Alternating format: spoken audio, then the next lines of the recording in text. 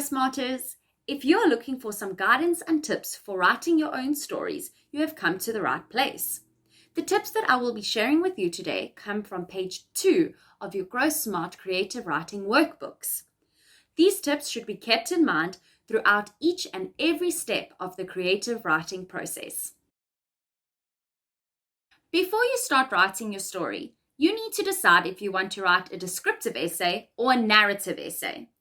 If you decide to write a descriptive essay, you need to consider your 5 senses when describing situations in order to create a picture in the minds of the readers. In other words, you need to talk about what the characters see, hear, smell, taste, and touch. You should also use adjectives and adverbs, as these are very helpful descriptive words. Also try to include some figures of speech, such as alliteration and onomatopoeia. If you decide to write a narrative essay instead, you will need to write your entire story in the past tense. You will also need to make sure that your storyline is convincing and very well planned. It will need to grab the reader's attention in the beginning, and it will need to have a strong ending. Some examples of strong endings include cliffhangers, which leave the readers wanting more, questions, which leave the readers thinking, morals or lessons, as well as surprise endings, which leave the readers in shock. You need to decide on a setting for your story. Is your story set in the past, present, or future? You can even decide to have your story set over multiple timelines. For example, the story can be about someone's life in the present, but certain parts can describe his or her memories of past events. You need to describe your setting as thoroughly as possible by providing details about the location or place, the time of day or year, or even weather conditions, because all of this can help to set the mood for your story. Another thing that you need to consider throughout your writing is your vocabulary. Choose your words wisely. Although it is advised that you use adjectives and adverbs, avoid using excessive numbers of them. Instead, use descriptive and specific nouns and verbs. For example, instead of saying, Thandi spoke quietly, you can say, Thandi whispered. Also, avoid using words that you do not know the meanings of. If you misuse words, your story may not make sense. Use a thesaurus to help you find synonyms that will complement your story. For example, instead of saying, it was a dark day, you can say, it was a gloomy day.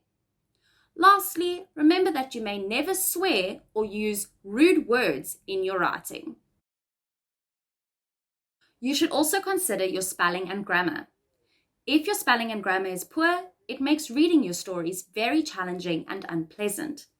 For this reason, you should read your stories multiple times to check your grammar and make sure that you have made no spelling errors.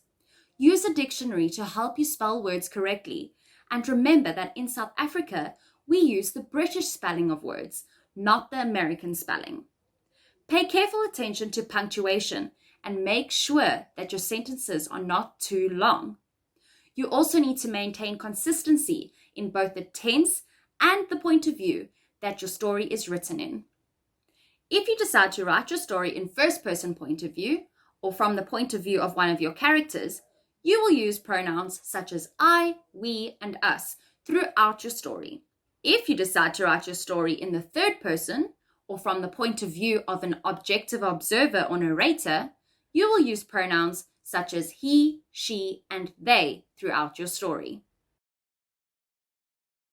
The last thing that I want to discuss with you today is the structure of your story.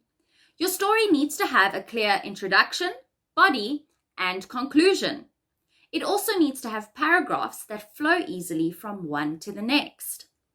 One way of helping you to do this is by visualizing the story mountain. As you can see, the story mountain is divided into an introduction, body, and conclusion.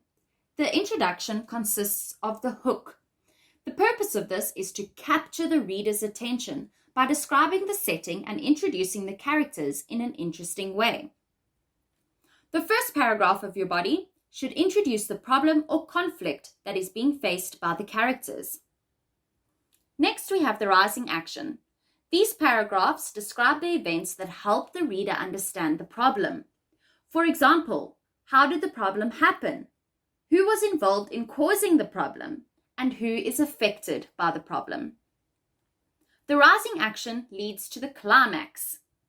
This is the main event of the story. It is the most exciting and memorable part. After the climax, we have the falling action. These are the events that lead up to the solution for the problem. This leads to the conclusion of the story, which includes the resolution. This is where the problem is solved or the conflict is resolved. The main characters often learn a lesson or come to a realization at the end of the story. I trust that you have found these tips very helpful. Remember that you can refer back to them on page 2 of your Growsmart creative writing workbooks. Stay tuned for our next creative writing video where we will be discussing the entire writing process. Bye!